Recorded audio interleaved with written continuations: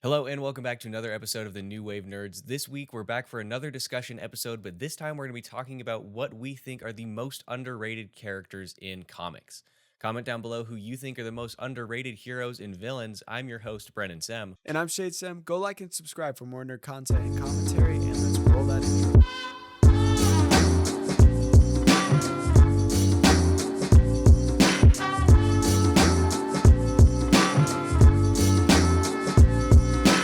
Alright, so for this episode, we both made lists of the top 5 comic book characters that we thought are underrated. This week, the only rules were that they had to be characters who we really enjoyed, we thought were awesome, but don't really get the credit that we believe they deserve. Yes. So Shade, I didn't know you were going to say anything there. So Shade, why don't you go ahead and kick us off with your number 5? My number 5, I chose Warpath, the X-Man. Warpath has been one of my favorites since I was a kid. Number 1 because he's just the second Native American superhero that I actually started enjoying. The first is Red Wolf. If he's on the list later, then save He's him for not. later. Okay, he's not on the list. He's Let's not. not talk about him. Wait until Okay. the honorable mentions. Okay, that's fair. But yeah, Warpath. So I started liking him, and then of course when it was Days of Future Past, Days of Future we Past. agreed on. That was pretty cool seeing him in that. But other than that, there hasn't been too much. I've tried finding his own comic book series. Haven't been able to find much. He's mainly just been just that side guy a lot in the X-Men comics, which is okay. He does have some cool stuff. And of course, I still have to finish the animated series. Well, I just Googled it. Apparently, he's only in the opening credits. So, oh crap. Okay, dang. So yeah, he's in the opening credits of the animated series. That's great. Yeah, I just thought he was a cool character who doesn't get really anything at all. Yeah, I'm not too familiar with Warpath. To be honest, I'm not familiar with most of the X-Men. I'm not really an X-Men guy. I obviously have seen the movies. X-Men 2 is great. The first one's all right.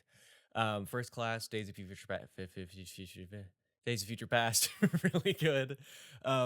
No, I've only read a few X-Men comics, and every once in a while I'm like, I really want to get into this, but there's just so much there, and there's always at least like 4 or 5 series at the same time. I mean, what do we have now? There's like currently 5 ongoing X-Men series, isn't there? Yeah, Uncanny, Exceptional, just the X-Men. just X-Men, NYX.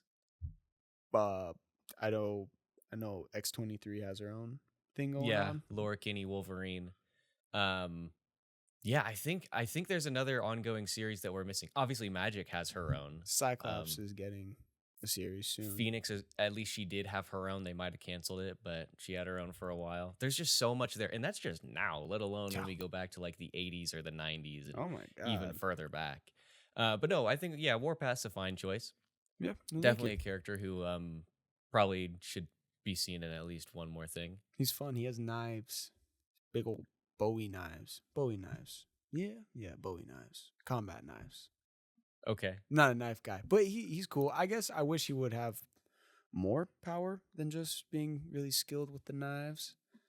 But it works for me. yeah, I feel like he probably needs at least one more thing to really jump him up to the point where he's actually like kind of interesting. Well, super strength, I guess, in a way. Yeah, but as it stands right now, Warpath, and again, I haven't read much. I've only, whatever. To me, he basically just seems like a Wolverine clone, but much less interesting. Yeah, and native. Just throw that in there for Wolverine clone, but much less. He doesn't. That's the thing is, yeah, he needs something else. Yeah, giving him a good solo series or just a leading role in an ensemble book, or at least giving him like a secondary mutation. Mhm. Something to differentiate him and make him interesting would probably be a good move. Yeah, I agree. Brennan Sum. What is your number 5? My number 5 is actually a villain. The only villain on my list. I do have an anti-hero somewhere else, but this is the only one who is overtly a villain. And he's a Batman villain, and that is the Black Mask. Thank God. Now, we've talked about before, even I think on the podcast, Black Mask is one of my favorite Batman villains who doesn't really have any story whatsoever. There's not much there. But I think there's a really good potential for him. I even think, maybe if we got too many Batman villains, if there's no place to slot him in, move him on over to Bloodhaven. Make him a Nightwing villain. I think that could be really interesting. Black Mask obviously has a deep connection to the Red Hood. Um, why not give him another Robin? Why not? Because frankly, I don't think Red Hood should ever have a solo series. Yeah, no. Ever. He's just not that interesting. Yo, he's interesting enough for a solo series. Nah. Here's the thing.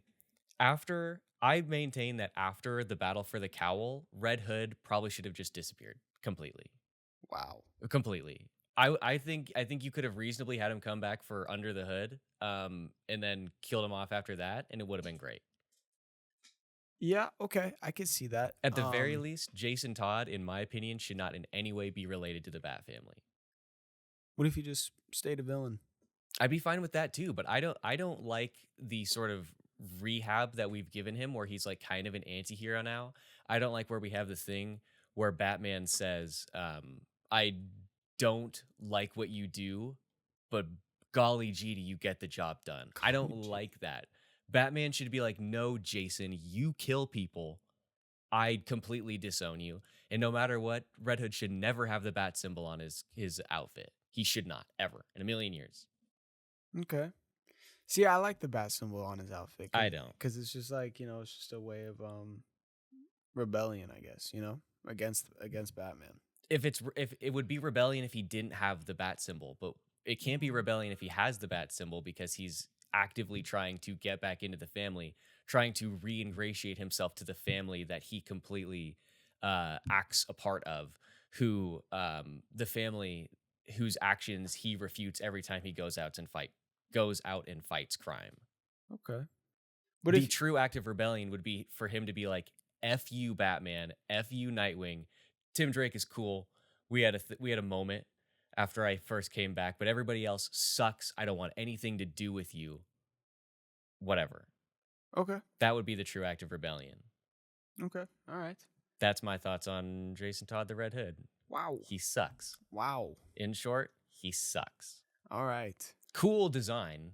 Originally, the original design is the coolest design. Since then, I feel like they've progressively gotten worse. I feel like they perfected it in Under the Hood, and there's no need to change it. No. Same with Nightwing. Nightwing, they perfected that in the 90s. Every once in a while, they try and change it. Like with the New 52, it's the same outfit, but a different color scheme. It just doesn't work. That's why now he's literally just in the same suit from the 90s. And it looks good. It works. It's one of the best designed comic suits. And it's so simple. It's just a black morph suit with a blue line. That's why it's so good. That's why it's so good. That's why it's so good. It's not crazy over designed. It feels modern, in the sense that like Superman and Batman and even like Green Lantern and the Flash, those are really, really great designed suits, but they feel so retro because they were designed in the 30s, 40s, 60s, 50s, depending on the character. Yeah, I could see that. Anyways, my number 5 is Black Mask because I think he's a really good villain, and I think he should be used for more stuff. I would really like to see him done in a movie and done well. Yeah, not played by Ewan McGregor. I will say, I think Ewan McGregor could have been a good pick for it. No, listen to me. Ewan McGregor is a great actor. Ewan McGregor, I think, could pull it off. It's because of the writing and the way they wrote the character. That's not his fault. Yeah. I don't know. I need someone with more of a sinister voice than him. Someone. But I feel like Black Mask, especially like in the beginning, he's not really like a super sinister guy. Like he's a guy who originally was the owner of a makeup company, a cosmetics company. You know what I mean? Like I don't feel like he should immediately out the gate be like, "Hey, I'm the Black Mask."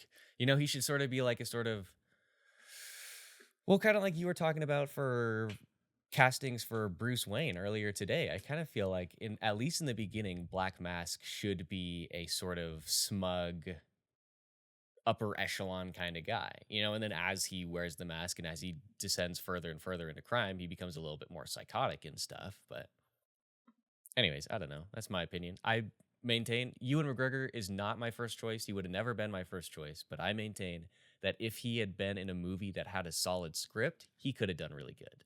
Okay. Yeah. Great actor, so. Yeah, that's fair. I don't know who I'd pick these days. Who do you even pick these days? Maybe that guy who we were talking about for Batman, Ben Barnes, I think his name. He'd be a good Black Mask. Yeah, I could see that. He was a good villain in Punisher. Yeah. Jigsaw, was that his name? Yeah, so what a cool name. I don't know. I think it sounds so. It's kind of scary. You know, hey, It's scary enough that they developed a literal 11 movie franchise around a character named Jigsaw. hey, don't go messing with Jigsaw now. Let me tell you something, Jiggy. See?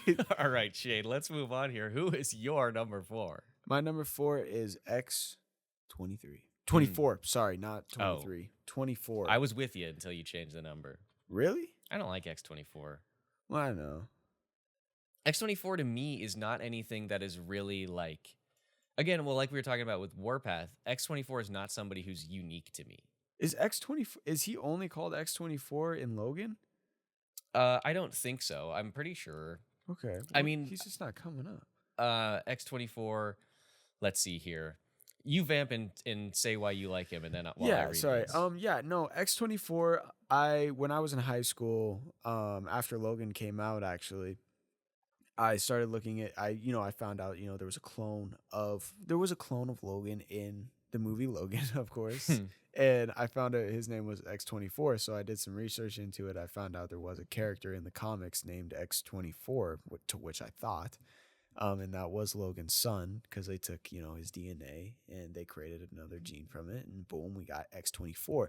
But this version has 2 claws that pop out of his fist, and then 1 claw that pops out his wrist, and I thought that was sick.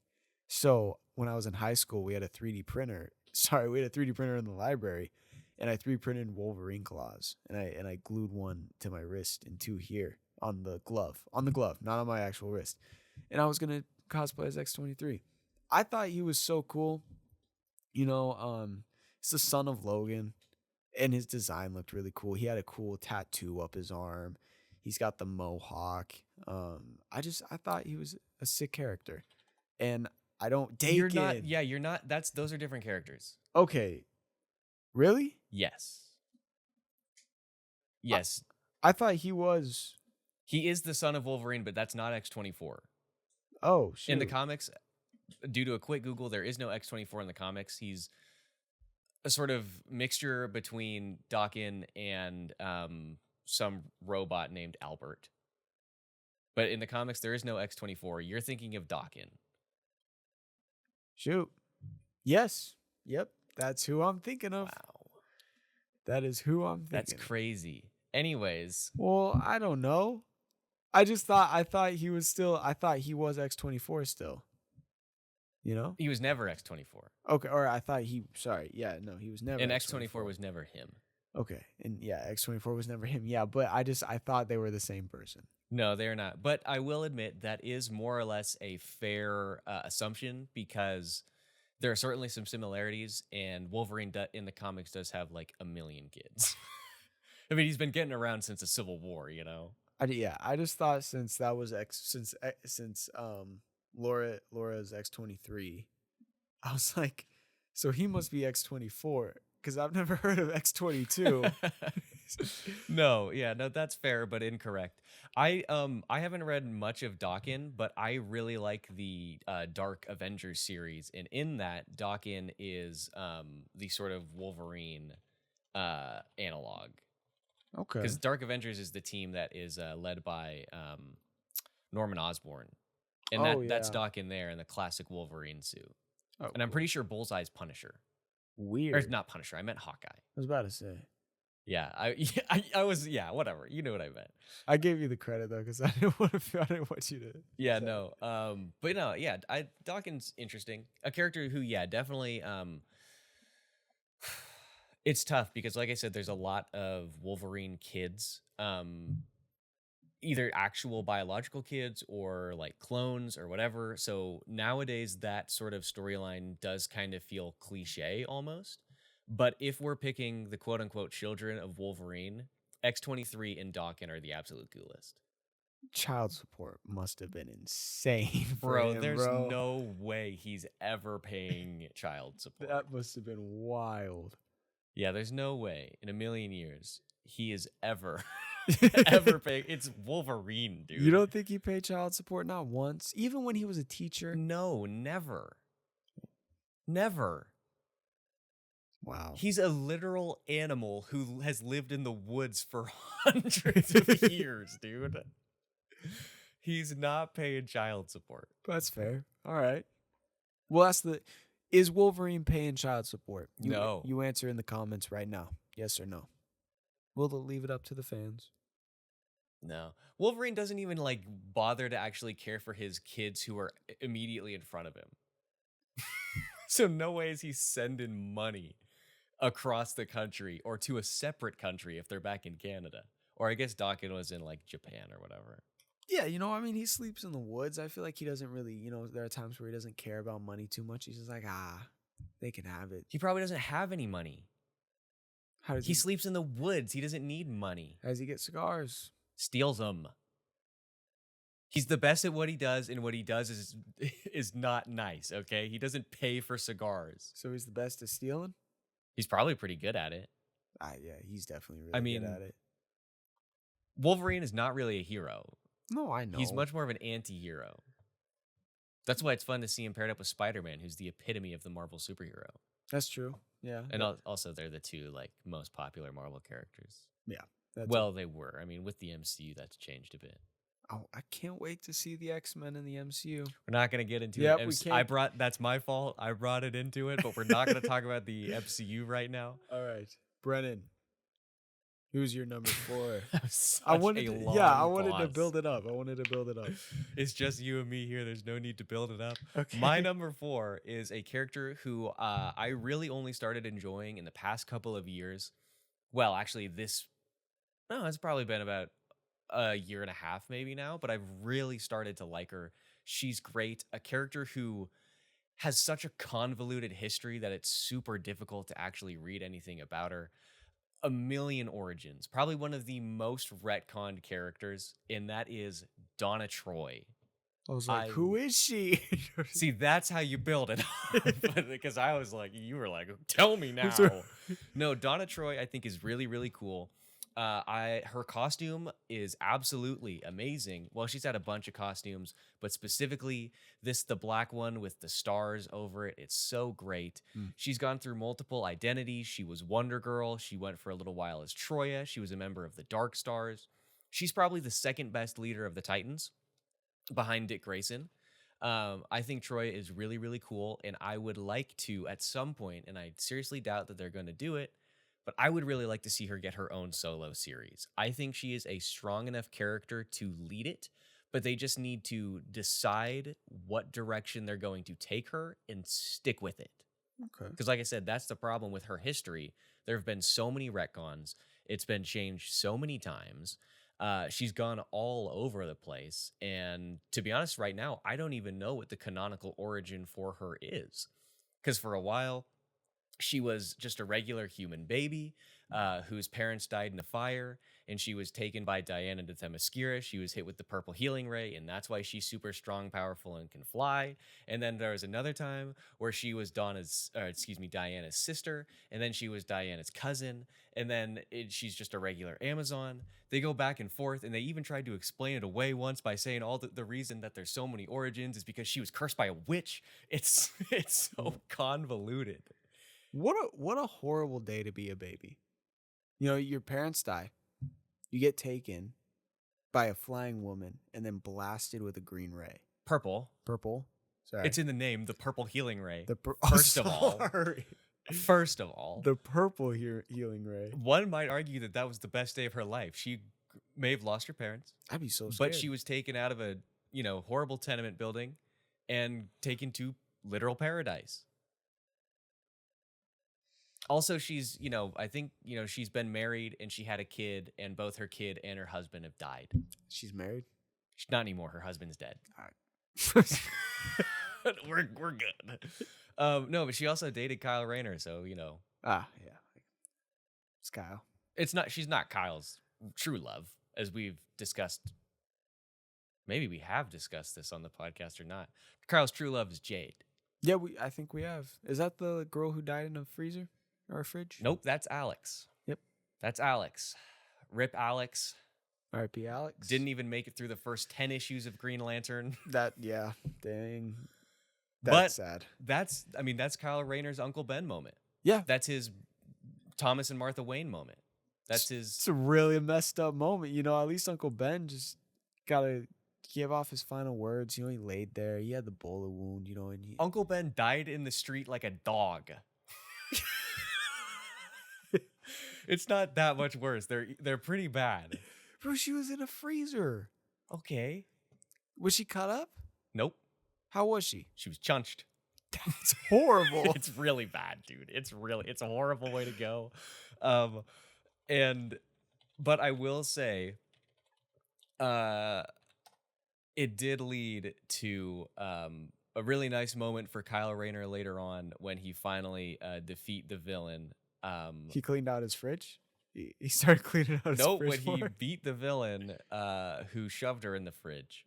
Major Force. Oh, that's so messed up. It's really messed up. And the craziest part about it is, so he's out heroine. Okay, so in the beginning, we're going to get on a Kyle Rayner tangent here. In the beginning, Kyle is like super irresponsible. Like he doesn't really accept the responsibility of being a superhero, right? Much like Peter Parker. Eventually he comes home and he sees this note and it says, it's literally written, quote unquote, written by Alex. And it says, I left something for you in the fridge. And Kyle's looking at it and he's like, this isn't Alex's handwriting. And then he opens the fridge and sees her body. Yeah, that's messed up. All right, Shayde, let's move things along a little bit quicker here. Who is your number 3 underrated character? Now, this might be a little controversial. If it's War Machine, that's an inside joke. It's Killer Croc. I will accept that. Thank you. All right, thank you, bro. Thank you, bro. Well, because when you talk about before you get into this, here's why I'll accept it. Because when you talk about Batman villains, the ones people always think about, obviously, Joker, Two-Face, Bane, the Riddler now, and Mr. Freeze because of the animated series. I feel like those are the ones that I see talked about the most. Yeah. So that's why I accept Croc. Well, I just read Ra's al Ghul too. Sorry, Ra's al Ghul. He's great. I just read Absolute Batman number 11, and I was thinking, I was like, Killer Croc doesn't really have anything. He was in Suicide Squad. That's right. I forgot about that. As a man in scales, and that's it.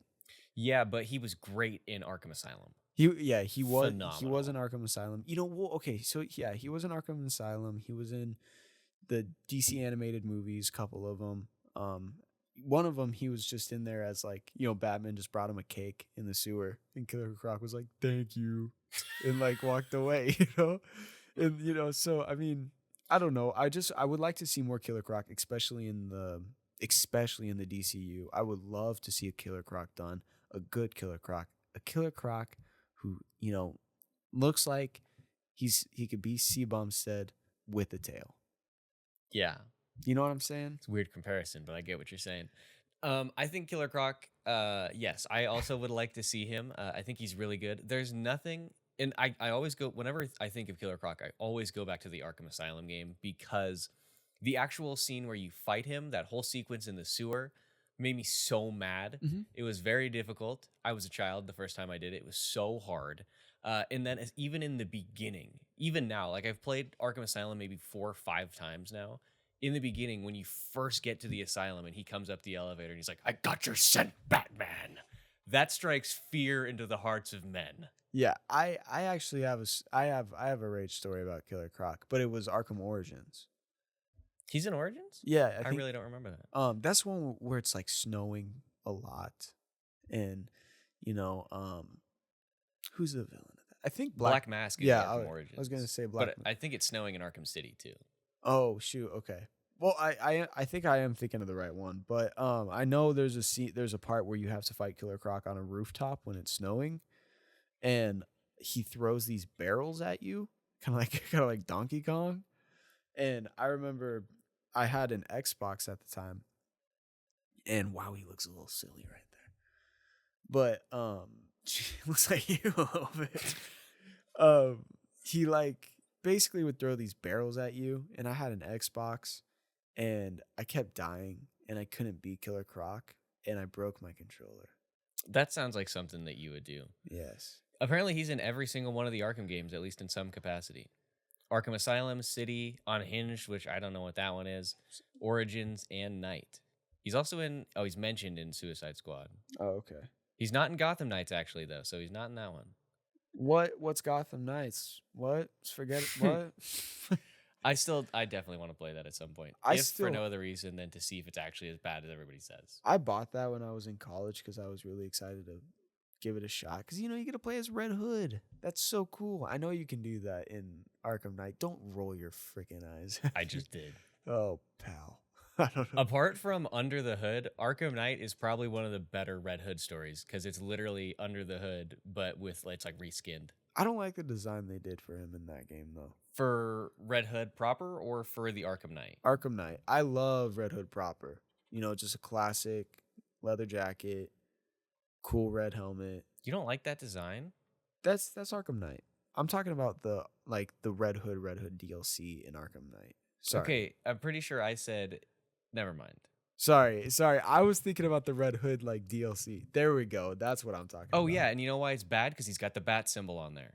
No, it's bad because he has a really bad jacket and the mask looks horrible. Nope, it's the bat symbol. It shouldn't be there, and I think we all know it. We fundamentally know it. I'm covering the bat symbol. Nope, still looks bad. Nope, it's the bat symbol. But this one is sick. This one here, where he's got the armor and just the classic Red Hood. Yeah, but the classic Red Hood at least has eyes. Like, I just don't like that there's no eyes. It's just smooth. Well, it's a HUD, dude. What are we talking about? I don't like it. I just wish it had eyes. I just want eyes. What's so hard to ask? Stevie Wonder wants eyes. Wow. Okay. Sorry. Anyway, so my number 3. That's absolutely insane. I'm sorry. Dude. I'm sorry. Holy cow. I'm at a loss for words. Can I go into the rabbit hole about this, though? About Stevie Wonder? Yeah. No. All right. You can't go into a rabbit hole about Stevie Wonder. That mask looks also horrible. Which one? Which mask? The Outlaws mask. The one where it's just covering his face and that's it. He's on a motorcycle. This one? Yeah. I don't like that one either. I don't like the Outlaws series. I wish they didn't do an Outlaws series. This isn't Outlaws, I don't think. This costume is recent. I mean, this article was in. Are you talking about the New 52 Red Hood and the Outlaws? Yeah, that one. Oh shoot, okay. Yeah, I was gonna say. I thought he had that mask in Outlaws.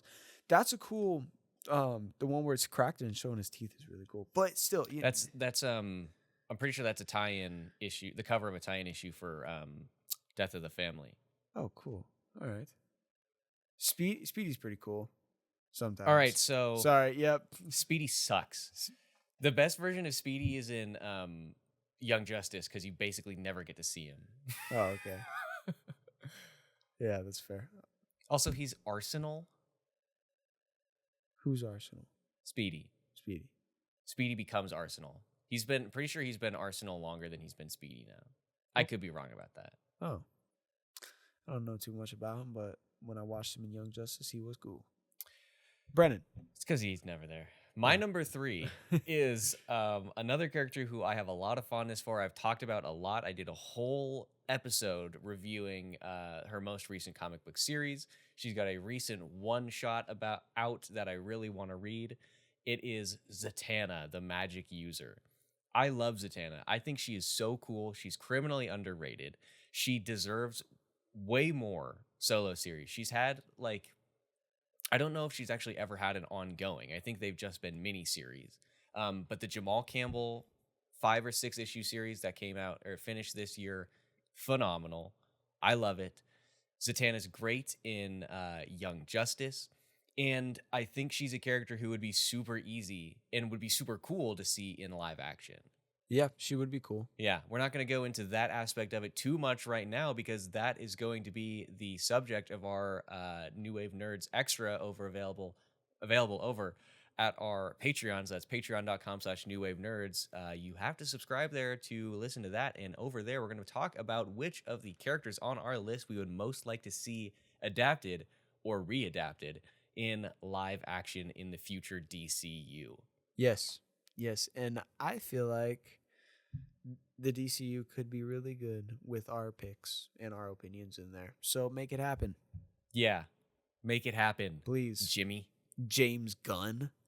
Listen to us, you old man. I don't know how old he is. 40s. No, that's way too young. No.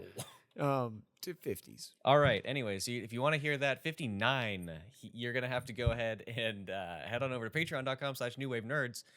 So that's my number 3, Zatanna. I think she's so cool. I would really like to see her, if she's not going to get her own solo series, I would really like to see her have a big part in an ensemble book in the future. Not just like the Justice League Unlimited, where literally everybody's a superhero. I don't know if this run per se is something that I really enjoyed, although there were good moments for it.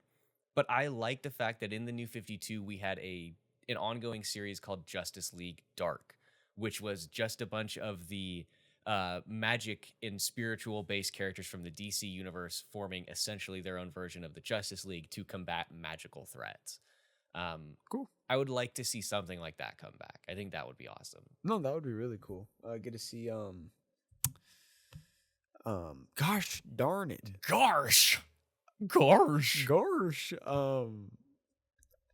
don't know who you're talking about. Keanu Reeves played him. Constantine. I like to see him. Yeah, see, that is something that if they're going to do something like that, he's going to be in there because he's the most famous out of basically any of the spirit or magic-based characters except for like Swamp Thing. I'm not a huge Constantine guy. Yeah? But fun fact, Constantine and Zatanna have their own little love affair. Oh. Wow. All right, so let's move past that because Constantine also had a love affair with the Swamp Thing. Shayde, what? That's canon in the comics. What is your number 2? Oh, I'm supposed to move past that one. My number 2. You can thank Alan Moore for that, I believe. Alan Moore, you wild, wild man. Alan Moore. The return of Alan Moore on the podcast. The return of Alan Moore. The Atom. I wanted to make the chain-smoking Brit sleep with a big old pile of plants. I took inspiration from my own life. Anyways, your number 2. Adam. It is Adam. Oh, the Atom. The Atom. I kept you when you said Adam, I thought it was like the first name. I was like, you like Adam Strange? Adam. No, it was gonna be Captain Atom, but okay. I decided not to do Captain Atom. Right. And just went with regular Adam. Which Adam? Because there are 2 currently. I forgot his name. The one that's in the CW? Yes. Ray Palmer. Yes, Ray Palmer. That's it. That's fair. He's cool. I liked him. I've only seen him. You know, I only know his character from the CW, and I started watching a little bit of Legends of Tomorrow. Mm-hmm. And he's awesome in that. I like the Atom. I think he's a cool character. I've only seen him. You know, again, I've only seen him in the Flash. The CW shows. So it would be nice to start reading some more stuff about the Atom. Mm-hmm. You know, there's a really interesting Atom story. I don't know if I really enjoy it all that much, but where Adam is basically like, I don't know, I can't remember if he's like sent back in time or he's de-aged, but it's suddenly Adam who's like a child. Oh. He's like 15, 16. It's very weird. Weird, yeah. But if you want to read some good Adam, I haven't read a lot of Adam, so I don't have that many recommendations, but he plays a surprisingly large role, no pun intended, in Jeff Johns' Blackest Night. Really? Okay. Yeah. Cool. Cool. I'm not going to say that, actually. That might be a spoiler. Oh, don't spoil it. Don't spoil it. But yeah, Adam. Sorry. Adam has some good interactions with the Hawks. The Hawks? That's not what I was thinking of saying earlier when I almost spoiled something, but that is also a true statement. Okay. He has some cool stuff with the Hawks. You know, I mean, like, what isn't there to like about a guy who could shrink? You know? I can think of a million things. You would love it if I could shrink and just go away. Yeah, that's fair. Okay, so... No, but here's the problem, though, is that knowing you would use your power to shrink, walk underneath my apartment door, and then just, like, talk. And I'd be like, you'd make me think I was going insane. Oh, yeah, I'd mess your You'd get me committed to Arkham. I'd mess your life up real good. So I'd think I would hate that. Yeah. I like you not very much, but I think I like regular-sized you the best. I'd crawl in your beard and control you like Remy from Ratatouille. I saw a joke about somebody who was bald, and he was like, "Joke's on you. The reason that I don't have any hair is because I'm afraid of a Ratatouille type situation." Okay, yeah, the Atom. I can respect that. Well, thank you. Yes, that was mine. Brennan, tis is your number 2. It's not the proper use of "tis." Thus is your Not the proper use of "thus." My thou. number, not either. My number two. My number two is a character who, similarly to Red Hood, but in a different way, I would like to see move away from the Bat family at least a little bit. This is a character who actually took on the Bat mantle in the 1990s, and that is John Paul Valley Azrael. Oh, Azrael, I think, is a character who there's again so much to be done there, but they haven't really done a lot. It's really hard for him to be disassociated from the Bat family, and particularly from the Asbat suit in the 90s, which sticks in the minds of so many people. the red and orange. Uh, the red and orange? Yeah, What do you mean? I only know 2 different looks for him, or I guess golden orange or golden red. No, see that's sick. To me, that's awesome. I didn't say it sucked. This is the Asbat suit. Oh, that's the Asbat suit. Yeah, That's cool. I guess. That's kind of cool. It's like the epitome of the 90s That's kind of cool. And the 90s were great. in some ways. They gave us Kyle Rayner. They gave us the death of Superman. And Nightfall itself is great. But yeah, the Asbat suit, I'm not a huge fan of necessarily. But Azrael, this is a character who I didn't really know anything about until Batman Arkham Knight. I was just about to say that suit from Arkham Knight is sick. This is what I would like to see. Because it's got this sort of, Knights of Templar Yes. vibe. And they really play into that in his side quests. And those quests are so fun in that game. As soon as I unlocked those, every time one became available, I went straight to it. It didn't matter what I was doing. It didn't matter if I was in the progress of doing another side quest, or if I wanted to go do the main quest. As soon as one of these was available, I went and did it because it was so good. Yeah, I agree. I would also like to see a little more of Azrael. I don't know too much about him either, so it would be nice to learn a little more. There's a really a lot to pull on there because of the sort of origin of one of the reasons that he over the course of series becomes kind of crazy. And I don't know if this was retconned or if this was in there from the beginning, but there's like he's part of an organization, and he has this like substance in him, which, basically again assists in making him go insane. So there's a lot to pull from there. Oh, here we go. Control the system, not the substance. But I think there's some really interesting stuff to be explored with him going after like the Order of Saint Dumas in some way. But I do want to see him try and step away from the Bat family. Okay. I don't know. He doesn't strike me as a kind of character who could really. I don't think he can support an ongoing solo series. Maybe a mini or even a maxi. But even to just fold him into some other organization, I think would be really interesting. Okay. All right. I agree with you. I think he is a very underrated character. This is the moment we've all been waiting for, Shade. We've spent an hour talking about Gotham, but let's move on. Who is your number one most underrated comic book character? Firestorm. Which Firestorm? Robbie Ray, not Robbie, That's Ghost Rider. not Robbie Reyes, Ronnie. You do that every time. Ronnie something. Raymond. Ronnie Raymond. Yes. Again, reasonable confusion, Completely different company. but still very close to names. Very close. Reasonable confusion. Why do you like Firestorm? I like Firestorm just because, it's 2 people in one body, and they can share the same thoughts. They can talk to each other. They can communicate with each other through the same own shared brain. One of them's really, really smart. One of them's just a kid. Well, I think I hate to actually, but they don't have the same thoughts and they don't share a brain. They have their own separate thoughts. But they do communicate inside of the brain. But they're two brains. There's only room for one brain in there. Can't fit two brains in a head. They don't it's I'm just kidding. But, all right. But yes, yeah. All right. Let me rephrase that. Yeah. They don't share thoughts. They both have two different thoughts. Like he can hear him talking all the time, you know. I think it's cool.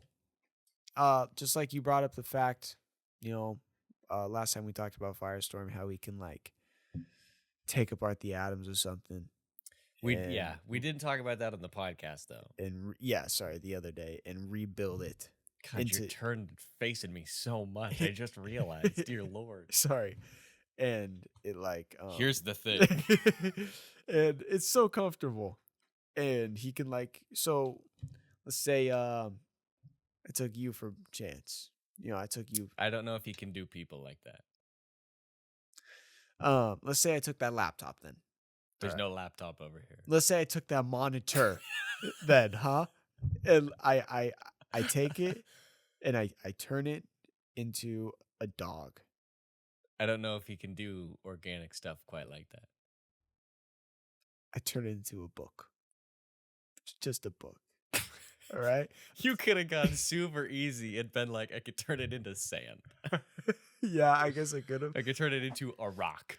But still, I think that's pretty cool. His hair's on fire. That's classic. No, I don't know. I think he's a really cool character that I would like to see more of. And he's very powerful. Mm-hmm. He's very powerful. He can do a lot. Yeah, he's definitely one of those characters who has the ability. I mean, I've seen people make the argument that he is actually one of the most powerful characters in the entire DC universe, but he just doesn't know how to realize that power, or he never uses it, or he's just not written very well. Yeah, well, there's a series that I'm wanting to start right now. Bless you. That is his own Firestorm series, but I can't find him. Wow. I can't find really too much recent stuff except for just some stuff that he just was in as a side character. Mm-hmm. Except for there were some Legends of Tomorrow stuff where he was just front and center on the cover in front of everybody. Other than that, his solo stuff is mainly from the 90s. And 80s, yeah. And the 80s. Yeah, definitely 80s. Holy crap. Yeah, 90s and the 80s, you know. But I will say, I haven't read the whole thing. I read a couple issues for like Crisis on Infinite Earths. I don't think this isn't the right series. But the Fury of the Firestorm is actually, it was really enjoyable. This is sorry. This one right here. I can't see what you're pointing at. Sorry, yeah. You can't. We're on the opposite sides of the room. The Nuclear Men, it's called. That's the one that I'm talking about. Sorry, yeah, I guess I don't know why I was This one right here. This one right here. Yeah, no, the Nuclear Men, that's the one that I am going to start reading soon. Yeah, he really doesn't have a lot. It's nuclear. No. I'm kidding. Did I say? Wait, which one? Are you talking about this one or this one? That name is used twice. Oh, crap. The newer one. All right. Yeah. But yeah, no, that's one I started. Oh, this is the New 52 one. Yep. Okay, I didn't realize. It starts at issue. Why is it so out of order? Yeah, it's really out of order. You're out of order. Dumb. You're out of order. This whole website's out of order. Where's number 1? They don't have number 1 on here? Or does it start with issue 0 and skip 1? That's weird. That's really dumb. Now listen, I didn't go to college, but I don't think that's how math works. No, it's typically not. No. They have number 20 issue or listed twice though, which is cool. Oh, some of it's written by, or maybe it's just that issue's Dan Jurgens. Oh, cool. Dan Jurgens, the man who killed Superman. He killed him himself? Personally, yeah. Holy crap! What was his vendetta? Like what? It's the 90s. Oh, yeah. Long story short, no, I can understand Firestorm.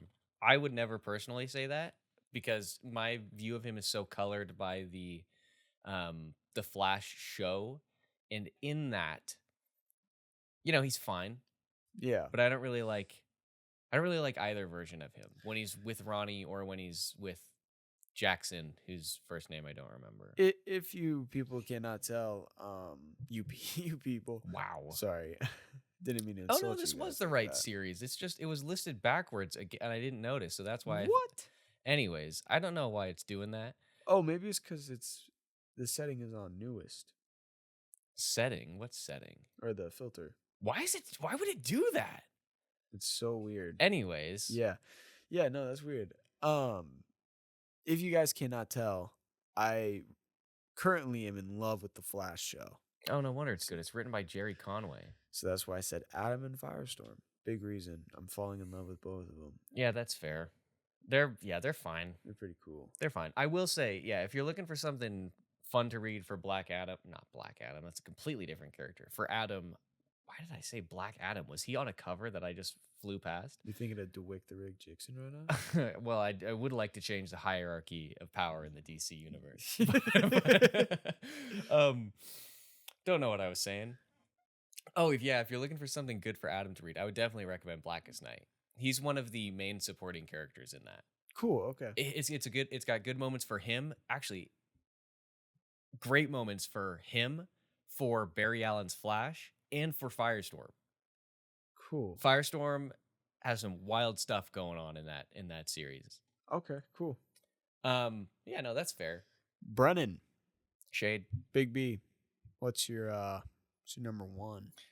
It's a character who, if we totaled up the time, I probably spent almost as much time talking about this man as I have Batman or Superman and Zatanna, and Supergirl. It is the man who bore the torch of willpower across the entire galaxy I'm dying. Ooh. when nobody else did, when the rest of the core was destroyed. Hype him. It was him who bore the ring. It was him who brought the Green Lantern Corps back from the depths. It was him. Bring him to us. Bring him to us. It was him who tried to find something else to say, who Found his girlfriend. who found his girlfriend in the fridge. It was he who was based off of Spider-Man. Ron Mars actually said that when he Dope. was coming up with the origin for Kyle Rayner. He took a lot of inspiration from Spider-Man. It is Kyle Rayner. The Wow. man, the myth, the legend himself. I didn't see that coming. No, of course not. I never talk about him. But he's great. Obviously, I really, really like him. He is one of my favorite superheroes. Now, if we'd been doing this list 20 years ago, then I wouldn't be able to say that, because at that point, Kyle Rayner was the only Green Lantern. He was the headline of the book. But since Jeff Johns, who wrote the best Green Lantern series ever, since he brought Hal Jordan back, Kyle Rayner has slowly, over time, really just faded into the background. There have been moments where he's had some stuff to do, some really important stuff to do. The New 52 was a great time for Kyle Rayner. The first 4 or so volumes of the Green Lantern's New Guardian series is fantastic. I think it's 4, could be 3 volumes. I don't know. When it's written by Tony Bedard, it is really, really good. He does have some stuff to do in the ongoing Green Lantern series, which is written by Jeremy Adams. Not enough, in my opinion, but what am I going to do? What are you gonna do? He was basically useless in the whole, oh, golly gee. I don't even know what that storyline was called, but in the beginning of the most recent Green Lantern series, the arc with, wow, I did a whole Yes, you did. video on this too, and now I can't remember the dude's name. Yep. I'm not going to remember it. You would think that it would be a time where Kyle Rayner could really shine, since he's so in tune with the emotional spectrum, but he really was just there in the background. He spent most of the penultimate moments of that fight just cowering in the corner because his brain he couldn't take all of the emotions that were running through. But he's a character who I think absolutely 100%, if anybody outside of Hal is going to have a solo series, I think it should be Kyle. Here's the way I think it should be. This is how I think the Green Lantern universe should be written, should be published. We have Green Lantern. Well, I think it should go back to sort of what they did in the New 52. We have the main Green Lantern series, which focuses on Hal Jordan.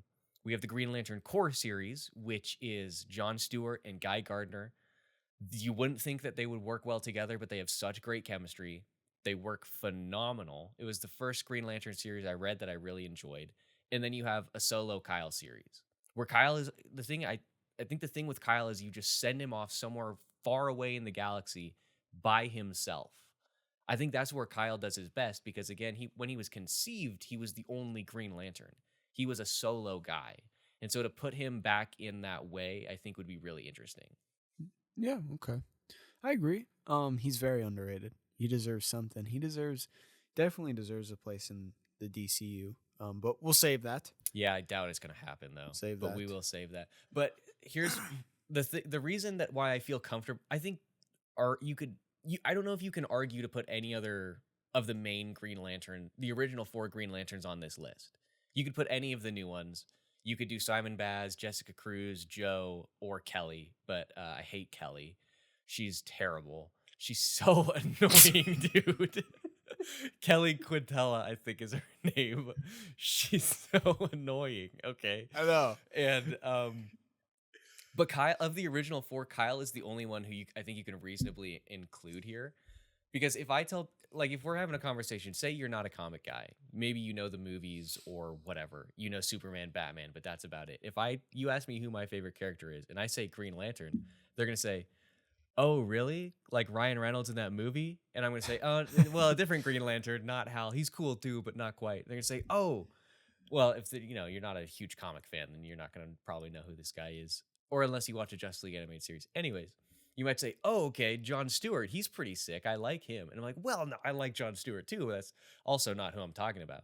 And now because of Superman the movie, they're gonna be like, "You like Guy Gardner?" And I'm gonna be like, "No, definitely not." And be like, "Who are you talking about then?" And I say, "Oh, Kyle Rayner," and they will respond with, "Who?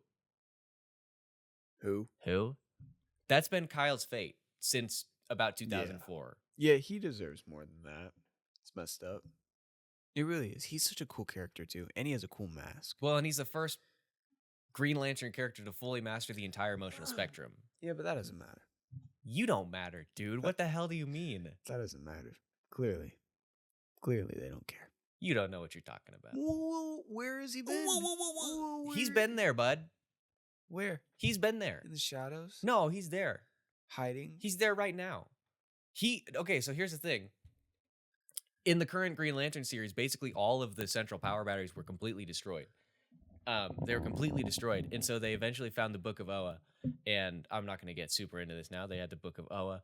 They got the instruction manual to recreate the central power batteries. They made the power batteries, but they didn't have any way to power up. Who do you think did it? Kyle. Because he could tap into every color of the emotional spectrum. So he just powered those bad boys up. Without him, there would be no... I don't know which one they did first. Never mind. But you get my gist. Yeah. Okay. All Bud. Right. That's fair. I agree. All right, but that is it. That is our list. Again, let us know down in the comments, who do you think are the best underrated comic book characters? Obviously, our lists are almost entirely DC coded. Basically. You had 2 Marvel people. Yeah. My honorable mention was Batman Beyond. We didn't do honorable mentions. So yeah, why don't you go through what are your honorable mentions before we close this out? Batman Beyond. Is that it? Yeah. You mentioned another one though earlier when we were talking by ourselves. Who was that? No idea. I can't remember. But Batman Beyond.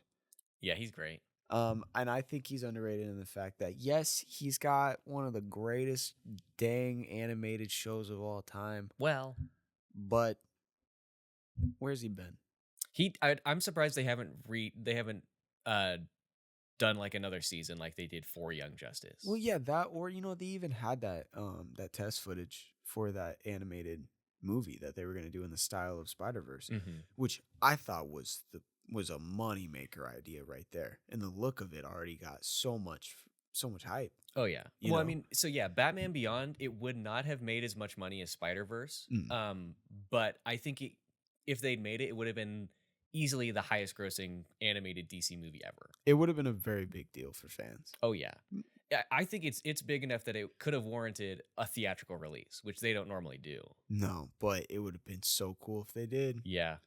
They Yeah. might still eventually one day. I'm just thinking of Doctor Alchemy. Doctor Who. He's green. He's the villain of he's the main villain for Batman Beyond. He's green. He's got You're like, thinking of Dr. Phosphorus, so that's not who he is. that's not who he is. No, in Batman Beyond, it's Blight. It's Blight. Okay. Yeah, who is Derek Powers, I think. Oh. Dr. Phosphorus. I mean, they look very similar, and I think Blight is heavily inspired by Dr. Phosphorus, but it's not Dr. Phosphorus. Oh shoot. Okay, never mind. Sorry. Scratch that. But still, my point stands. Underrated. Deserves more. Definitely. Very cool character. Yeah, for sure. My honorable mentions, my one Marvel character on this list would have been Ben Reilly, Scarlet Spider. Gets a lot of hate because of how bad the Clone Saga is and stuff. But Ben Reilly, I think, is really, really cool. I have such fond memories of that one Spider-Man game. I think it was on like the PS3. What was it? Spider-Man Shattered Dimensions? Yes. And Spinderman, I spelled it wrong. Spinderman. And it was the Spider-Verse basically, and Yeah. there were 4 versions of the character who you'd play through. It was 2099. That was the first place I got introduced to him too, which I should have put him on the honorable mentions. But it was Spider-Man 2099, Spider-Man Noir, which actually, I mean, it was my first introduction to all of these alternate Spider-Man, now that I think about it. 2099, Noir, Scarlet Spider, and just regular Amazing or Spectacular. I don't know who the other Spider-Man was, who the basic Spider-Man was. But that game was so fun. And as Scarlet Spider, you had to fight Kraven. And that was the first place where I was introduced to Kraven as well. Oh wow. Yeah, so this is like a seminal Spider-Man thing for me. Dang, yeah. What a cool PS3, yeah. What great times. I seriously doubt this game holds up, but it's one that I would really like them to to remake. And I think now is the perfect time because we have, obviously the Spider-Verse movies are immensely popular. So remaking it now, especially when you have, well, I mean, it might not do that well because we had the Insomniac Spider-Man. Everybody would be like wanting that style of gameplay. Yeah. Which I didn't think about that. But I do think that if you remastered this, I think it would make some money. I'd be down. That'd be really cool to see this happen again. My other honorable mention back to the DC toolbox is Jade. True love of Kyle Rayner. Jade's pretty sick. We talked about her in the when we made our own Justice League, so we don't have to talk about her now. But I think Jade's really cool. Daughter of Alan Scott, sister of Obsidian. But yeah, so again, comment down below. Let us know who you think the best underrated comic book characters are. Yeah. The episode is going to end here, but the discussion is still going because we are recording. And after this, we're going to do our Patreon exclusive. So if you want to see that, where we talk about which of these characters we'd most like to see adapted or readapted in live action, then you're going to have to head on over to patreon.com/newwavenerds. Yes, go follow us on Patreon. Patreon is what makes all of this possible and is what is going to make all of this possible in the future with Patreon. So please go check it out. And if that sentence doesn't make you want to subscribe, I don't know what will. I know, right? We're going to go ahead and end it there really awkwardly, but also really beautifully in the way that perfectly epitomizes the New Wave Nerds, I think. And so we will see you guys next time to talk